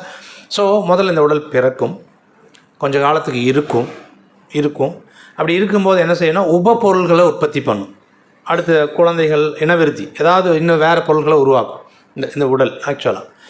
ஸோ ஃபஸ்ட்டு வந்து பிறக்கும், கொஞ்ச நாளைக்கு இருக்கும், வளரும், வளர்ந்ததுக்கப்புறமா உபப்பொருள்களை உற்பத்தி பண்ணும். அதுக்கப்புறம் தேய ஆரம்பிக்கும். அப்புறம் லாஸ்ட்டாக மொத்தமாக ஃபினிஷ் ஆகிடும், மொத்தமாக எல்லாம் அழிஞ்சிடும். இது வந்து நடக்குதா இல்லையா அப்படின்னு சொன்னால் ரொம்ப எளிமை. இதை செக் இதையெல்லாம் நீங்கள் அனுபவபூர்வமாகவே பார்க்கலாம். கண்ணாடி முன்னாடி போய் நில்லுங்க, சரிங்களா? உங்களோட பழைய ஃபோட்டோ போய் எடுத்துக்கோங்க, ஒரு 4-5 ஃபோட்டோ. குழந்தையாக இருக்கும்போது ஒரு ஃபோட்டோ, அதுக்கப்புறம் வந்து ஒரு 10 வயசில் இருக்கிற ஒரு ஃபோட்டோ, அதுக்கப்புறம் ஒரு 15 வயசில், 25 வயசில், அப்படியே உங்கள் ஏஜுக்கு முன்னாடி இருக்கிற ஃபோட்டோவெல்லாம் எடுத்து வச்சுட்டு அப்படியே இப்போ இருக்கிற ஃபோட்டோவையும் வச்சு ஃபோட்டோவில் இப்போ போய் கண்ணாடி முன்னாடி நின்றுக்கோங்க. பார்த்தீங்கன்னா மாற்றத்தை நாம் கண்கூடாகவே பார்க்கலாம், சரிங்களா? உடல் மாற்றத்துக்கு உட்பட்டு இருக்குங்கிறத தெளிவாக பார்க்க முடியும். நான் காலையில் கண்ணாடி பார்த்துட்டு வந்துட்டேன், சரிங்களா? ஓகேங்களா? எல்லாருக்கும் உடல் மாற்றங்கிறது நடக்கும். சரி, அப்போ என்ன நடக்கும் அப்படின்னா, இந்த உடல் 6 விதமான மாற்றங்களில் கடைசியாக என்ன ஆகும், மொத்தமாக அழிஞ்சு இந்த ஜடத்தோட கலந்துடும், சரிங்களா? இது வந்து நடக்குது அப்படிங்கிறத முதல்ல புரிஞ்சுக்கணும். இதை நாம் வந்து டோட்டலாக மறந்துட்டு அந்த உடல் தான் நான் நம்ம நினைக்கிறோம் இல்லைங்களா? இதுதான் முக்கியமான அறியாமை. இந்த அறியாமை தான் நம்முடைய எல்லா துன்பத்துக்கும் முதல் காரணம். இந்த அறியாமை தான் எல்லா துன்பத்துக்கும் காரணம். மற்றதெல்லாம் சொல்கிறாங்கல்ல, சைக்காலஜியில் சொல்கிறது, புத்தா ஃபிலாசபியில் சொல்கிறது, இது எல்லாமே இந்த அறியாமையினுடைய உப விளைவுகள் தான், இதோட உப பொருள்கள் தான், இதுக்கு கீழே வர்றது தான். அது எல்லாமே முக்கியமான விஷயம் அதுதான், சரிங்களா? அப்போ நம்ம என்ன செய்யணும் அப்படின்னு சொன்னால், இப்போ நம்மளை கொண்டு எங்கே சிக்க வச்சுருக்காங்க, ஒரு உடலுக்குள்ளே சிக்க வச்சுருக்காங்க. நம்ம என்ன பண்ணணும், நம்மளை கொண்டு எங்கேயாவது ஒரு கூண்டுக்குள்ளே போட்டு அடைச்சிட்டாங்க, என்ன செய்வீங்க, அங்கேருந்து தப்பிச்சு வரணும், சரிங்களா? தப்பிச்சு வரணும் அப்படின்னு பிளான் பண்ணால் இன்னொரு கூண்டுக்குள்ளே போய் சிக்கணுமா? தப்பிச்சு வர்றதுன்னா என்ன அர்த்தம், அந்த கூண்டுக்குள்ளே வந்து இன்னொரு கூண்டுக்குள்ளே பூந்துக்கணுமா? நாம் தப்பிச்சு வர்றதுன்னா மொத்தமாக இந்த கூண்டுக்குள்ளேயே போகக்கூடாது, இல்லைங்களா? அந்த மாதிரி இப்போ உடலுக்குள்ளே மாட்டிக்கிறோம்னா மறுபடியும் எந்த உடலுக்குள்ளேயும் போகக்கூடாது. ஆனால் நாம் என்ன செய்கிறோம், தப்பிக்கிறதுனா இந்த உடலை விடுறோம், தென் இன்னொரு உடலுக்குள்ளே போகிறோம், அந்த உடலையும் விடுறோம், அதுக்கப்புறம் இன்னொரு உடலுக்கு போகிறோம். இது நம்ம பண்ணிக்கிட்டே இருக்கிறோம், சரிங்களா? பண்ணிகிட்டு இருக்கிறோமா இல்லையா அப்படின்னா கோடிக்கணக்கான ஜென்மங்களாக நம்ம அதை பண்ணிகிட்ருக்கிறோம். நான் நம்பலைங்கிறதெல்லாம் ரெண்டாவது விஷயம், ஆனால் நடந்துகிட்ருக்கு. ஏன்னா தெரியும், கிருஷ்ணா வந்து சொல்கிறாரு, உடல் இது வந்து சிறு வயது, இளமை, முதுமைன்னு சொல்லி மாறிட்டு வர்ற மாதிரி டெத்தப்போ வந்து பார்த்திங்கன்னா உடல் அந்த ஆத்மா வந்து வேறு உடலுக்கு மாற்றம் பெறுகிறது அப்படிங்கிறத கிருஷ்ணா சொல்கிறார். தேகினோ அஸ்மின் யதா தேஹே அப்படின்னு சொல்லி சொல்கிறார்.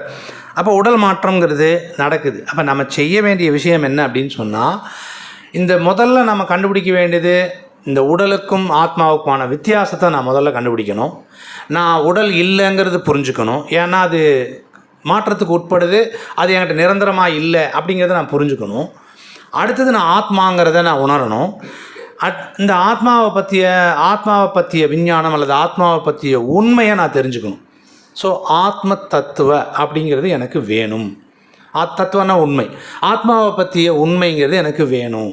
ஆத்மாவை பற்றிய அறிவு எனக்கு வேணும். இந்த ஆத்மாவை பற்றிய அறிவு என்கிட்ட இல்லைன்னு வச்சுக்கோங்களேன். என்கிட்ட ஆத்மாவை பற்றிய அறிவு இல்லை அப்படின்னா நான் என்ன செய்கிறேன்னா, ஆத்மாவை பற்றி தெரியலன்னா உடனே என்கிட்ட நான் பார்க்குற விஷயம் உடல் தான். உடனே இந்த உடல் நான் நினச்சிக்கிறேன்.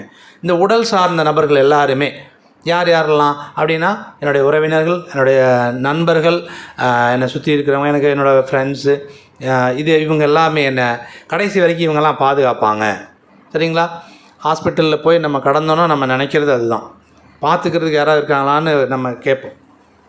பார்த்துக்கிறதுக்கு இருப்பாங்க, ஆனால் அவங்களால என்ன செய்ய முடியாதுன்னா, என்னுடைய துன்பத்தை அவங்களால வாங்க முடியாது. என்ன பண்ணிங்கனாலும் வாங்க முடியாது. சிம்பிளாக ஒரு காய்ச்சல் வந்து படுத்தா கூட 108 டிகிரி நம்ம உடம்புல மட்டும்தான் ஏறி இருக்கும், சரிங்களா? பக்கத்தில் இருக்கிறவங்களுக்கு மாத்திரை கொடுக்கலாம், மருந்து கொடுக்கலாம், சாப்பாடு கொடுக்கலாம், எல்லாமே செய்யலாம். 108 டிகிரி கொதிக்கிற நெருப்போடு நீங்கள் இருக்கிறது யார் இருப்பாங்கன்னா நம்ம மட்டும்தான் தனியார். நாம் மட்டும்தான் அந்த துன்பத்தை அனுபவிப்போமே தவிர அந்த துன்பம் வேறு யாருக்கும் ட்ரான்ஸ்ஃபர்லாம் ஆகாது. அவங்கவுங்களுடைய துன்பம் அவங்களுக்கு தனித்தனியாக வந்துடும், சரிங்களா? அப்போது இந்த கிருஷ்ணா சுகதேவ கோஸ்வாமி இங்கே வந்து சொல்கிறாரு, எல்லா துன்பங்களிலிருந்தும். நான் சொன்னது ஒரு துன்பம் தான், சரிங்களா? ஒரே ஒரு துன்பம் தான், ஒரு சாம்பிளுக்கு உதாரணத்துக்கு சொல்கிறோம், சரிங்களா? சரி, உங்களுக்கு என்னெல்லாம் கஷ்டம் இருக்குதுன்னு சொல்லுங்கள் அப்படின்னு கேட்டால் பாகவதம் கூட 18 கேண்டோவில் முடிஞ்சு 18 புக்கில் முடிஞ்சிருச்சு. நம்ம கஷ்டத்தை எழுதணும்னா புத்தகம் பத்தாது. உண்மைங்களா இல்லைங்களா? சரிங்களா? சில பேர் சொன்னதை கேட்டிருக்கேன் நான். நல்ல வசதியாக தான் இருக்காங்க. சொல்லியிருக்காரு ஒருத்தர் வந்து, அவர் பார்த்துட்டு வெறுத்து போய் சொல்கிறார், போதும்டா இன்னொரு பிறவியெல்லாம் வேண்டவே வேண்டாம் அப்படிங்கிற அளவுக்கு அந்த ஒரு ஃப்ரஸ்ட்ரேஷன் வந்து ஆக்சுவலாக இருக்குது. ஆனால் அவர்கிட்ட எல்லா பொருளாதார முன்னேற்றமுமே இருந்தாலுமே கூட போதும் இந்த பிறவி அப்படின்னு சொல்கிற அளவுக்கு ஒரு விரக்தியை உருவாக்குது அப்படின்னு சொன்னால் பார்த்துக்கோங்க, எந்த விஷயமும் நம்மளுடைய துன்பத்திலேருந்து நம்ம துன்பத்தை போக்காது, துன்பத்திலேருந்து நம்ம விடுவிக்காது, எந்த விஷயமே பண்ணாது. சரிங்களா? இப்போ வந்து என்னென்னா, அப்போ நமக்கு ஆத்ம உணர்வு, அந்த ஆத்மாவை பற்றிய ஞானம் இல்லைன்னு சொன்னால் தான் இந்த பற்றுதல் எல்லாமே வருது. சரிங்களா? அப்போ நம்ம சரியான அறிவு என்ன அப்படின்னு சொன்னால், அதுவும் எப்படி நம்ம வாழ்க்கை எப்படிப்பட்டது அப்படின்னு சொன்னால், ஒரு பெரிய சமுத்திரம் எடுத்துக்கோங்க. பெரிய சமுத்திரம் பார்த்திங்கன்னா அதில் எவ்வளோ தண்ணி இருக்கும், அதில் அலைகள் வரிசையாக வந்துகிட்டே இருக்குது. சரிங்களா? அதில் வந்து ஒரு நீர் குமிழி உருவாகுதுன்னு வச்சுக்கோங்க. நீர் குமிழி பபிள்ஸ் தெரியும்ல, பபிள்ஸ் உருவாகுதுன்னு வச்சுக்கோங்க. அது எவ்வளோ நேரம் இருக்கும்? செகண்டு கணக்கு கூட நம்ம சொல்ல முடியாது. நீங்கள் ஒரு வேளை தண்ணி நிலையாக இருந்தால் கூட சொல்லலாம், உங்களுக்கு வந்து அந்த பபிள்ஸ் வந்து ஒரு செகண்ட் இருக்குது அப்படின்னு. சரிங்களா? அலைகள் கண்டினியூஸாக வந்துட்டுருக்கு. அப்போது காணாமல் போயிடும் அந்த பபிள்ஸ். அவ்வளோதான் நம்ம வாழ்க்கையுமா. நம்ம வாழ்க்கை அவ்வளோதான். ஆனால் நமக்கு எப்படி தெரியுதுன்னா, பபிள்ஸ் மாதிரிலாம் தெரியறதில்ல. We are eternal. நம்ம நித்தியமாக இருக்கிற மாதிரி நமக்கு ஒரு உணர்வை உருவாக்குது இல்லைங்களா? இது வந்து அறியாமை. சரிங்களா? அப்போது இந்த அறியாமை தான் துன்பத்துக்கு காரணம். சரிங்களா? நமக்கு வாழ்க்கை ஒரு நீண்ட நெடிய வாழ்க்கை மாதிரி தோணுது. பிரபுபாத சொல்கிறார், 40 வயசு தொட்டுட்டிங்கன்னா நீங்கள் முதுமைக்கு வந்தாச்சுன்னு அர்த்தம். சரிங்களா? நீங்கள் இல்லை, சாரி, நானும் சேர்த்து தான், என்னையும் சேர்த்து தான், முதுமைக்கு வந்தாச்சுன்னு அர்த்தம். அதுக்கு முன்னாடி வரைக்கும் தான் இளமைங்கிறதெல்லாம், இளைஞன் அந்த ரேஞ்செல்லாம் 40க்கு முன்னாடி வரைக்கும் தான். ஒன்ஸ் 40 அட்டன் பண்ணிட்டோம்னா தென் வி ஆர் ஏஜ்ட், நம்ம வந்து முதுமைக்கு வந்தாச்சு அப்படின்னு அர்த்தம். இது பிரபுபாத சொல்கிறார். சரிங்களா? அப்போ நம்ம செய்ய வேண்டியது என்ன அப்படின்னு சொன்னால், ஆத்மாவை பற்றிய ஞானத்தை நம்ம வளர்த்துக்கணும். ஒருவேளை இன்னும் நான் உடலுக்கு தான் ஏதாவது செஞ்சிட்ருக்கிறேன் அப்படின்னா, முன்னாடி ஸ்லோகாவில் பிரபுபாதர் வந்து எழுதுகிறார், இன்றைக்கி நவீன நாகரிகம் பல விஷயங்களை கண்டுபிடிச்சிட்ருக்குது. நம்ம இன்னும் என்ன நம்புகிறோன்னா, அந்த சயின்டிஸ்டெல்லாம் சில பேர் சொல்கிறாங்க, சில மாத்திரைகள் கண்டுபிடிக்க போகிறோம், சாப்பிட்டிங்கன்னா உங்களுக்கு இறப்பே வராது. அதை வந்து சொன்ன ஆள் செத்து போயாச்சு. சரிங்களா? ஆனால் அவர் சொல்லி வைக்கிறாரு, மறுபடியும் இன்னொரு ஆட்கள் சொல்லிகிட்டே இருக்கிறாங்க, நான் சில மெடிசின்ஸ் எல்லாம் கண்டுபிடிப்பேன், நீ வாழ்க்கையில் எந்த இடத்துலையும் நீ வந்து இனிமேல் உனக்கு இறப்பு கிடையவே கிடையாது, வியாதி கிடையவே கிடையாது சொல்லிகிட்டே இருக்கிறாங்க. சொன்னவன் பூரா வியாதி வந்து செத்துட்டு தான் இருக்கிறான். சரிங்களா? அது நடக்கவே போகிறதில்ல. ஆனால் இதை நம்புகிறோம். அதை அவன் சொல்கிறான்னு சொல்லிவிட்டு, ஓகே ஏதாவது இன்னும் சில மருந்துகளெல்லாம் சாப்பிட்டு என்னுடைய வாழ்க்கையை நான் உருவாக்கிக்க முடியும், இன்னும் நான் வச்சுக்கிட்டே இருக்க முடியும் அப்படின்னு நம்ம நம்புகிறோம். அது மாயை, அது அறியாமை. சரிங்களா? அந்த அறியாமை துன்பத்துக்கு காரணம். ஓகேங்களா? ஸோ நம்மக்கிட்ட இந்த நம்முடைய வாழ்க்கை வந்து வெறும் நீர் குமிழி மாதிரி சொல்லுவாங்க சில பேர்லாம். வாழ்க்கை வந்து சில சமயங்கள் எப்போவாவது நமக்கு அந்த ஞானோதயம் வரும். வாழ்க்கையில் என்னடா இருக்குது, ஒன்றும் இல்லை அப்படின்னு சொல்லி ஒரு ஞானோதயம் வரும். ஆனால் அது நம்மகிட்ட நிரந்தரமாக இருக்கிறது இல்லை. ஒரு எப்படி நம்ம வாழ்க்கை செகண்ட்ஸ் கணக்கு கூட இருக்காதோ, நம்மகிட்ட அந்த வைராக்கியமும், அதாவது நம்ம வாழ்க்கை வந்து ஒன்றும் இல்லைன்னு நினைக்கிறதும் செகண்ட்ஸ் கணக்கில் கூட இருக்காது. கொஞ்சம் நேரத்தில் அதை போயிடும். அதுக்கப்புறம் நம்ம எல்லாமே நம்ம பர்மனெண்ட் அப்படின்னு சொல்லி நம்ம நினைக்க ஆரம்பிச்சிடுவோம். இப்போ யோசிச்சு பாருங்கள், நம்ம ஆத்மா நித்தியமாக எப்போவுமே இருக்கிறவங்க, உடல் மாற்றத்துக்கு உட்பட்டது. நீங்கள் கொண்டுட்டு போய் ஒரு பழத்தை வந்து ஏதோ ஒரு கூடையில் வைக்கிறீங்க. அந்த கூடை வந்து இன்னும் கொஞ்சம் நேரத்துலலாம் கூடை முடிஞ்சு போயிடும்னு வச்சுக்கோங்க. கூடை முடிஞ்சு போயிடும். அதுக்குள்ளே போய் நீங்கள் பழத்தை வைக்கணும்னா அதை பாதுகாக்க முடியுமான்னு? ஏதோ ஒரு பொருள் முடிஞ்சு போகிற விஷயத்தில் கொண்டு போய் இன்னொரு பொருளை வச்சு பாதுகாக்க முடியுமா? முடியாது. இந்த உடல் நிரந்தரமே இல்லாதது இதுக்குள்ளார கொண்டு வந்து நித்தியமான ஒன்றை வச்சுக்கிட்டு நான் நிரந்தரமாகவே இருக்கணும்னு நினச்சா அது முடியுமா? ஏன்னா இது உடல் நிரந்தரம் இல்லாது. அப்போ நாம் நித்தியமாக இருக்கிறோம். நம்ம என்ன நினைக்கிறோம்னா, இந்த உடலையும் நிரந்தரமாக வச்சுக்கிட்டு இருக்கணும்னு நம்ம நினைக்கிறோம். ஆனால் அது சாத்தியம் இல்லை. அப்போது சுகதேவ் கோஸ்வாமி அப்போ என்ன பண்ணுறாரு அப்படின்னு சொன்னால், இந்த மாதிரி மனித நாகரிகம் கண்டுபிடிக்கிற எல்லா விஷயங்களும் இந்த உடலை நல்லா வச்சுக்கணுங்கிறதுக்காக நிறைய விஷயங்கள் சொல்கிறாங்க. நிறைய மருத்துவ விஷயங்கள்லாம் முன்னேறிச்சுன்னு சொல்கிறாங்க. மருத்துவம் நிறைய ஹாஸ்பிட்டல்லாம் அதிகமாகிடுச்சு. இப்போ நம்ம என்ன புரிஞ்சுக்கணும்னா, மனித நாகரிகம் வளர்ச்சி அடைஞ்சிருச்சு, ஹாஸ்பிட்டல்ஸ்லாம் நிறைய வந்துருச்சுன்னா முன்னேறிட்டான்னு புரிஞ்சுக்கணுமா, நிறைய வியாதி வந்துருச்சுன்னு புரிஞ்சுக்கணுமா, நிறைய பேர் இன்னும் நிறைய விதமாக பாதிக்கப்படுறாங்கன்னு புரிஞ்சுக்கணுமா? நிறைய வித்தியாசமான கருவிகள் கண்டுபிடிக்கிறாங்க. அப்போ வித்தியாசமான வியாதிகள் வருதுன்னு அர்த்தம். சரிங்களா? அப்போ வளர்ச்சி அடைஞ்சிருக்கிறோமான்னா, ஆனால் சொல்லும் உலகம் மருத்துவம் வந்து வளர்ச்சி அடைஞ்சதுன்னு சொல்லும். ஆனால் மருத்துவம் வளர்ச்சி அடைஞ்சால் ஹாஸ்பிட்டல் குறைஞ்சிருக்கணும். சரிங்களா? மருந்துகளே தேவைப்படாத நிலைமை வந்திருக்கணும். அப்போ கருவிகள் புதுசாக தேவையில்லாமல் இருந்திருக்கணும். அப்படி இருந்தால் தான் வளருதுன்னு அர்த்தம். ஹாஸ்பிட்டல் அதிகமாகிட்டே போகுது, மருத்துவ பொருள்கள்லாம் அதிகமாகிட்டே, கருவிகள் அதிகமாகிட்டே போகுதுன்னா எனக்கு என்னமோ வியாதியை கண்டுபிடிக்க வேண்டிய அவசியம் இன்னும் என்னென்னமோ வருது. அப்போ வித்தியாசமான வியாதி வருது, ஹாஸ்பிட்டல் அதிகமாகுது. அப்போ நம்ம வளர்ச்சியெல்லாம் ஒன்றும் அடையலை. சரிங்களா? அப்போ நமக்கு என்ன நடக்குது அப்படின்னு சொன்னால், இந்த ஆத்மாவை பற்றிய அறியாமையினால் திரும்ப பிறப்பு இறப்புக்குள்ளே நம்ம இருக்கிறோம். ஸோ சுகதேவ கோஸ்வாமி அதனால தான் இங்கே சொல்கிறாரு, எல்லா விதமான துன்பங்கள்லேருந்து ஒருத்தன் விடுபடணும்னு நினச்சா, துன்பத்துக்கான அறியாமை. ஸோ அந்த அறியாமையிலேருந்து ஒருத்தன் வெளியில் வரணும் அப்படின்னு நினச்சான்னா அவன் செய்ய வேண்டிய வேலை இதுதான் அப்படின்னு சொல்கிறார். என்ன சொல்கிறார் அப்படின்னா, செவியுறவும் துதிக்கவும் நினைவில் கொள்ளவும் வேண்டும். யாரை? பகவானை பற்றி. சரிங்களா? பகவானுக்கு அத்தனை செயல்கள் இருக்குது.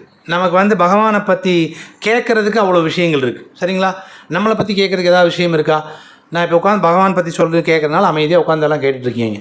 என்னை பற்றி எதாவது நான் சொல்லிகிட்டு இருக்கேன்னு வச்சுக்கோங்க, எந்திரிச்சு போயிருப்பீங்க.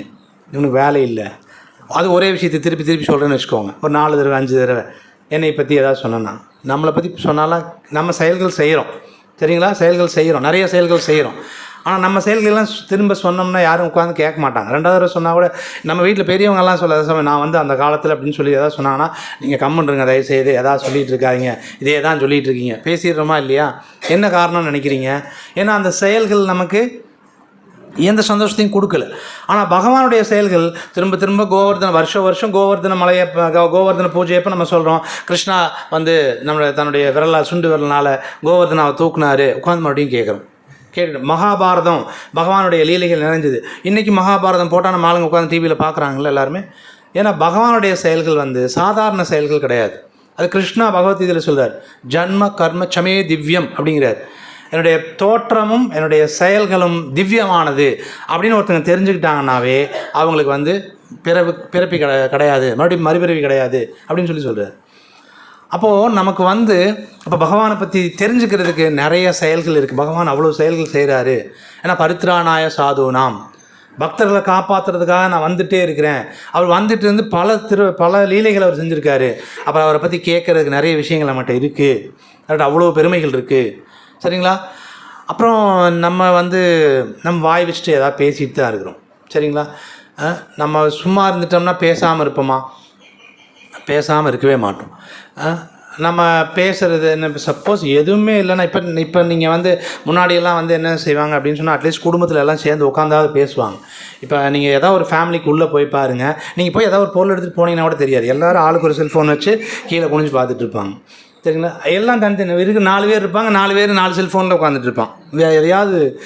எதையாவது பார்த்துட்ருக்குறான். யார் கூடயும் ஜனங்க கூடயும் பழகிறது இல்லை.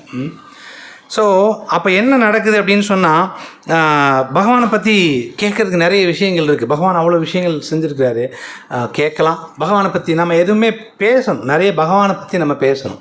சுகதேவ கோஸ்வாமிங்க சொல்கிறார். சரிங்களா? அப்படி பேசலைன்னா நம்ம கண்டதை தான் பேசிகிட்டு இருப்போம், கண்டதை தான் படிச்சுட்ருப்போம். பேசுகிறது அல்லது படிக்கிறது ரெண்டும் ஒன்று தான். சரிங்களா? புகழ்கிறது அல்லது கேட்குறதும் படிக்கிறதும் ஒன்று தான். புகழணும், பகவான் பற்றி பேசணும். நாக்கு அதுக்காக தான் கொடுக்கப்பட்டிருக்கு. கிருஷ்ணா ஏன் டிசைன் பண்ணுறாருனா 2 விஷயங்களுக்காக இந்த விஷயத்தை கொடுத்துருக்காரு. சரிங்களா? நாக்கு ஒன்று பகவானை பற்றி பேசுகிறதுக்காக, இன்னொன்று பகவானுடைய பிரசாதம் சுவைக்கிறதுக்காக. இந்த 2 விஷயத்துக்கு மட்டும்தான் நாக்கு உபயோகப்படுத்தணும். நம்ம என்ன செய்கிறோம்னா, இந்த 2 விஷயத்தையும் சேர்த்துக்கிட்டு மற்ற எல்லாத்துக்கும் யூஸ் பண்ணிகிட்ருக்குறோம். ஆஃப்கோர்ஸ் நம்ம பிரசாதம் சாப்பிட்றத தவிர மற்றதும் சாப்பிட்றோம், அண்டு பகவான் பற்றி பேசுகிறத தவிர மற்றதும் பேசுகிறோம். சரிங்களா? அப்போ துன்பங்கள்லேருந்து விடுபட முடியுமானா முடியாது. ஸோ ஏன்னா சுகதேவ கோஸ்வாமி ஃபார்முலா தரார், நீ விடுபடணும்னு நினைக்கிறியா, இதை செய்யுன்னு தான் சொல்கிறார். பரீட்சித் மகாராஜ் சொன்னார்னு நினச்சிடாதீங்க, அவர் கிரேட் டிவோட்டி. சரிங்களா? அர்ஜுனாவுக்கு குழப்பம் ஆகிட்டு ஒரு அறியாமை மாதிரி காட்டி பகவத்கீதை கொடுத்தார் கிருஷ்ணா. சரிங்களா? இங்கேயும் பார்த்தீங்கன்னா பரீட்சித் மகாராஜுக்கு இவர் ஒரு கிரேட் டிவோட்டி. இவருக்கும் ஒரு குழப்பம், லைஃப்பில் ஒரு குழப்பத்தை உருவாக்கி நம்மளுடைய நன்மைக்காக பாகவத்தை கொடுக்குறாங்க. இது ஏதோ மற்றவங்களுக்காக செய்கிற விஷயம் கிடையாது. சரிங்களா? அப்போது ஸோ நம்ம பகவான் பற்றி பேசணும். அண்ட் இதெல்லாம் பண்ணோம்னா நமக்கு என்ன கிடைக்கும்னா, நம்மளால் பகவானை நினைக்க முடியும். சரிங்களா? எப்போ நினைக்க முடியும்? இப்போ நினைக்க முடியுமானா நினைக்கலாம். அடுத்த ஸ்லோகாவில் ஒரு மொழிபெயர்ப்பு மட்டும் படிக்கிறேன். ஜடம் மற்றும் ஆன்மீகத்தை பற்றிய பூரண அறிவாலோ அஷ்ட சித்திகளை பயில்வதனாலோ வர்ணாசிரம கடமையை நன்கு நிறைவேற்றுவதாலோ அடையப்படும் மனித வாழ்வின் மிக உயர்ந்த பக்குவமாக இருப்பது வாழ்வின் இறுதி கட்டத்தில் முழுமுதற் கடவுளை நினைவிற்கொள்வதே ஆகும். சரிங்களா? இப்போ இந்த ப்ராக்டிஸ் எல்லாம் எதுக்கு பண்ணணும் அப்படின்னா, என்னோடய வாழ்வோட இறுதி கட்டத்தில் நான் கிருஷ்ணரை நினைக்கிறதுக்காக நான் பண்ணணும். சரிங்களா? அந்த கடைசி கட்டத்தில் பகவத்கீதையும் கிருஷ்ணா சொல்கிறார், அந்த காலே சாமாமியவ ஸ்மரன் முக்துவா கலேவரம் அகப்பிரயாதி அப்படிங்கிறார். சரிங்களா? ஒருத்தன் வாழ்க்கையோட இறுதி கட்டத்தை அடையிறாங்க, கடைசி நேரத்தில் பகவானை நினச்சிடணும். சரிங்களா? அதுதான் வாழ்க்கை எப்போ வெற்றி அடையுதுன்னா அங்கே தான் அடையுது. சரிங்களா? அஜாமிலன்னு ஒருத்தர் வாழ்க்கை பூரா பாவச் செயல்கள் செஞ்சார். அவர் என்ன பண்ணார்? பகவானுக்கு நாராயணான்னு பேர் வச்சிருந்தார் தன்னோட கடைசி பையனுக்கு. சரிங்களா? அவர் என்ன பண்ணார்? அவருடைய இறக்கும் தருவாயில் அவங்க கடைசி பையனை நாராயணான்னு கூப்பிட்டார்.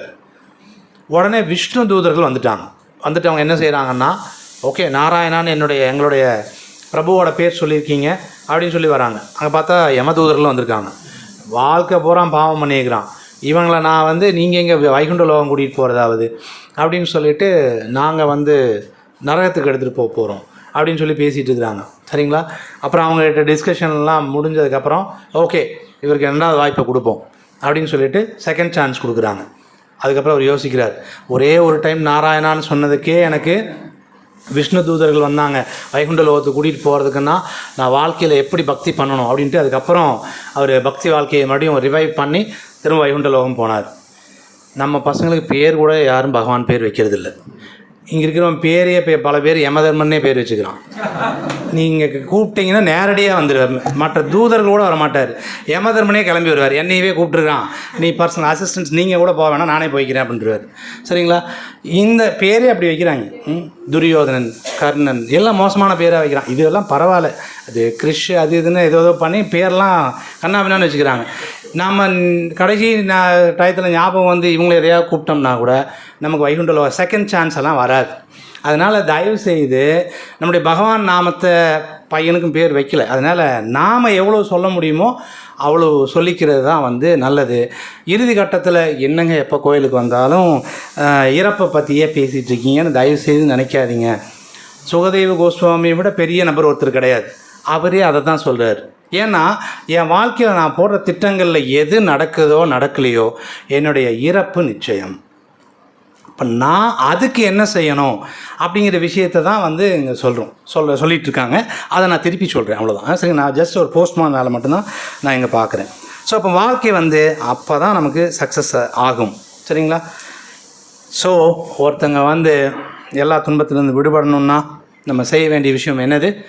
ஹரே கிருஷ்ணா கிருஷ்ண கிருஷ்ணா ஹரே ஹரே, ஹரே ராமா ராம ராமா ஹரே ஹரே.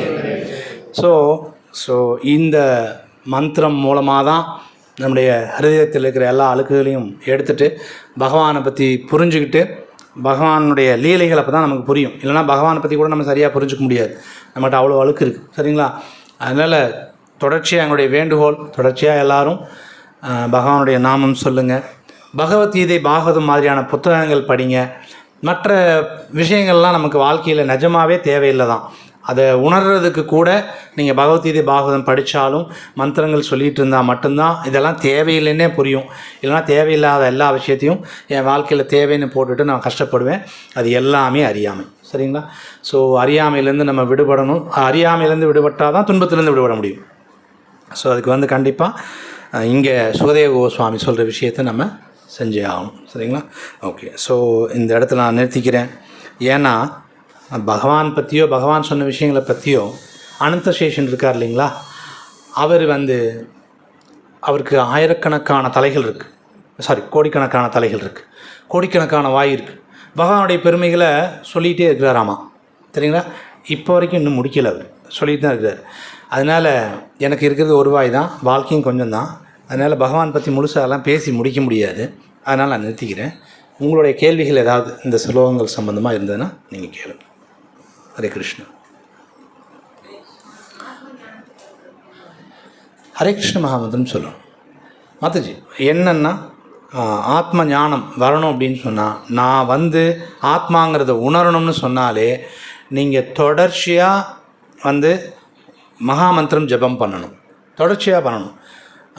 உண்மையை சொல்லப்போனால் கீர்த்தனிய சதாஹரின்னு தான் சைத்தன்ய மகாபிரபு சொல்கிறார். கிருஷ்ணா எல்லா டைமும் பகவானுடைய நாமம் சொல்லிட்டு தான் இருக்கணும். கீர்த்தனிய சதாஹரி, சதானா ஆல்வேஸ். சரிங்களா?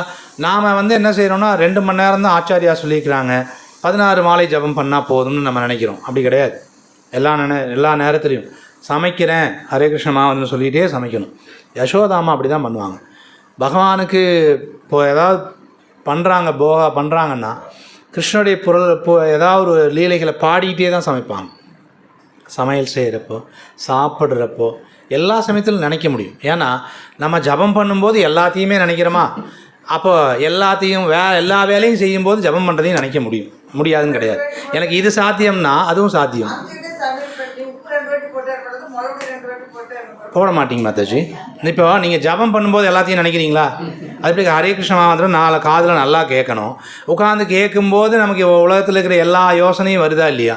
எல்லாத்தையும் கரெக்டாக நினைக்கிறோமா? அது எப்படி இதை பண்ணும்போது அதெல்லாம் ஞாபகத்துக்கு வருதுன்னா, அந்த ஜட வேலைகளெல்லாம் செய்யும்போது பகவான் ஞாபகத்துக்கு வரணும்ல, வரும், நம்மளால் முடியும். சரிங்களா? அதுவே சாட்சி நம்மளால் முடியுங்கிறது. என்னால் ஜபம் பண்ணும்போது அத்தனையும் நினைக்க முடியுதுன்னா, அத்தனையும் நினைக்கும் போது ஜபம் பண்ணுறதையும் நினைக்க முடியும், பகவானை நினைக்க முடியுங்கிறதுக்கு அதுவே எக்ஸாம்பிள் தான். அதனால் நம்ம தொடர்ச்சியாக அதே மாதிரி பகவத்கீதை, பாகவதம் மாதிரியான புத்தகங்கள் தொடர்ச்சியாக படிக்கணும். நித்தியம் பாகவத சேவையாக தான். நித்தியம்னா எப்போவுமேனா எப்போவுமே தான். இந்த எப்போவுமேவுக்கு இன்னொரு டெஃபினிஷன் கேட்கக்கூடாது. எப்போவுமேனா என்னங்க அர்த்தம்? எப்போவுமேனா அவ்வளோதான், புரிஞ்சுக்கணும். எப்போவுமே அவ்வளோதான். சரிங்களா? அதனால் கீர்த்தயந்த மாம் அப்படிங்கிறார். கீர்த்தனை பண்ணணுன்னா எப்போவுமேன்னு தான் சொல்கிறார். அதனால் எங்கேயுமே நம்ம வந்து எல்லா இடத்துலையுமே நம்ம எப்போவுமே அப்படிங்கிற வார்த்தையை வந்து போட்டுக்கணும். சரிங்களா? அப்போ தான் ஆத்ம ஞானம் கிடைக்கும். நான் வந்து ஒரு நாளில் 2 மணி நேரம் ஆச்சாரியா சொன்னார் 16 ரவுண்ட் ஜபம் பண்ணுவேன். மீதி நேரம்லாம் நான் டிவி பார்ப்பேன். ஆத்ம ஞானம் வராது. அந்த நடிகரை பற்றியே அந்த படத்தை பற்றிய ஞானம் உள்ளே ஏறிக்குமா, பகவானை பற்றிய விஷயங்கள்லாம் மறந்துடும். சரிங்களா? நம்ம இதை நான் ஒரு 6 மணி நேரம் தூங்குறேன்னு வச்சுக்கோங்க, 2 மணி நேரம் மட்டும் பகவான் நினைக்கிறேன், 8 மணி நேரம் போச்சு.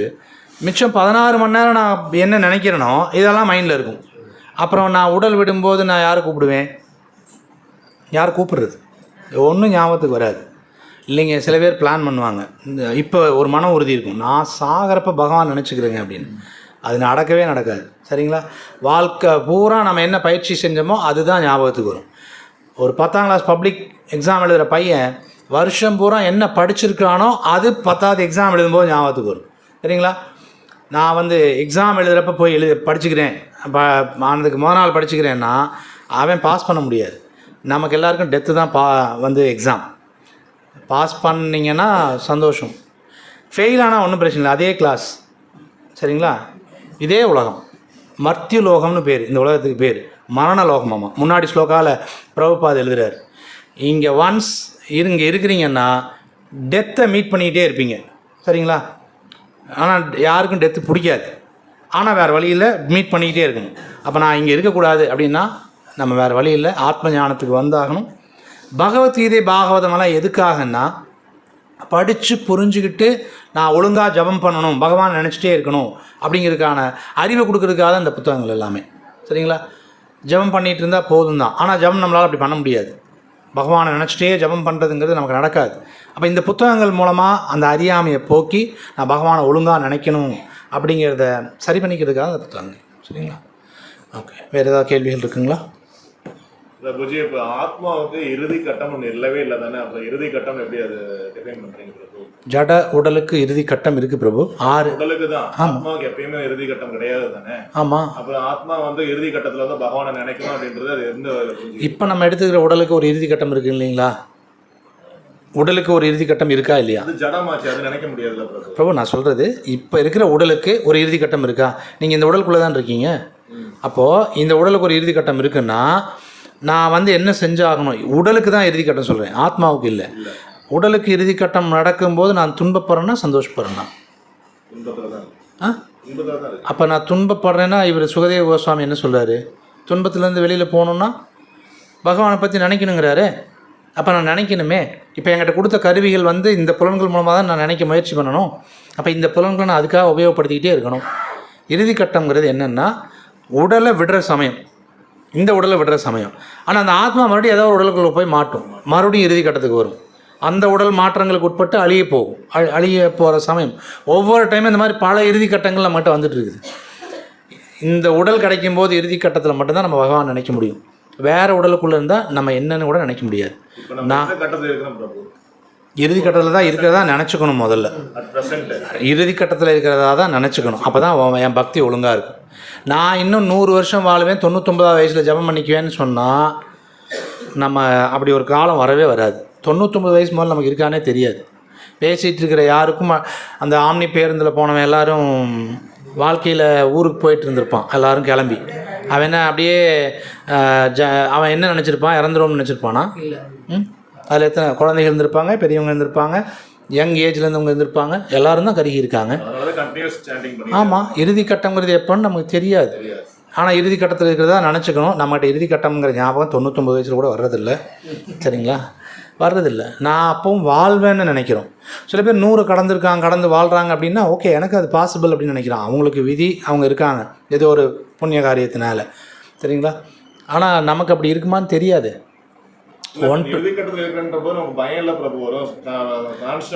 எஸ் பிரபு, பயம் வரும். அதுக்கு தான் பிரபு ஸ்லோகா படித்தோம். சுகதேவ கோஸ்வாமி என்ன சொல்கிறாரு, எல்லா துன்பங்களிலிருந்து விடுபட விருப்பம் கொண்டுள்ள ஒருவன். அப்புறம் அதே மாதிரி இதில் வந்து பிரபுபாத் உள்ளே எழுதுகிறாரு. பிரபுபாத் உள்ளே எழுதுகிற ஒரு லைன் படிச்சிடுறேன்.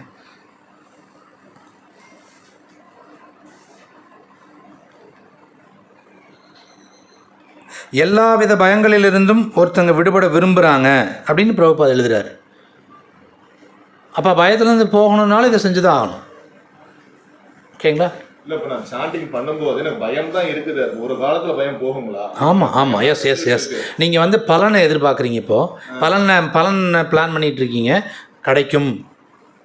ஆச்சாரியா சொல்லியிருக்காங்க. சரிங்களா? நீங்கள் தெரிஞ்சுக்கிட்டீங்கன்னா நீங்கள் கேட்டுறாதீங்க. எனக்கும் தெரியாது, நானும் ஜபம் பண்ணிட்டு தான் இருக்கிறேன். சரிங்களா? ஏன்னா நான் தான் சொன்னேன் ஏற்கனவே, ஆச்சாரியால் சொன்னதை திருப்பி சொல்கிறேன். ஆனால் அவங்க காட்டியிருக்கிறாங்க செயலில். சரிங்களா? பகவான் நினச்சி உடலை விடுறது எப்படிங்கிறத பிரபுபாதரே காட்டியிருக்கிறார். பிரபுபாத் டெத் பெட்டில் இருக்கும்போது எப்போ ஹாஸ்பிட்டலுக்கு கூப்பிட்டு போங்க, நம்ம அப்படி தான் சொல்லுவோம். சாரி, நான் அப்படி தான் சொல்லுவேன். எனக்கு எதாவது படுத்துட்டேன்னா தயவுசெய்து ஹாஸ்பிட்டல் கூப்பிட்டு போகணுன்னு தான் சொல்லுவேன். அவர் என்னதுங்களா சொன்னார், என்னை மாட்டு வண்டியில் உட்கார வச்சு விருந்தாவனத்தை வளம் சுற்றி வாங்க அப்படின்னு கேட்டார். சரிங்களா? உடனே சொல்கிறாங்க டிவோட்டிஸ் எல்லாம், அது தற்கொலைக்கு சமம் அப்படின்னாங்க. பரவாயில்ல, இங்கே படுத்திருந்தாலும் நான் சாக தான் போகிறேன், நீ கூட்டிகிட்டே போனேன், அப்படி செத்தா பரவாயில்லன்ற. சரிங்களா? இது ஆச்சாரியா செஞ்சு காட்டுறாங்க. அந்த உறுதி பகவானை நினச்சி அவர் டிரான்ஸ்லேட் தான் பண்ணிகிட்டு இருந்தார். உறுதி வரும், செஞ்சு காட்டுறாங்க. ஆச்சாரியால் நமக்கு முன்மாதிரியாக இருந்து நம்ம அதனால் தொடர்ச்சியாக செய்யணும். ஓகே.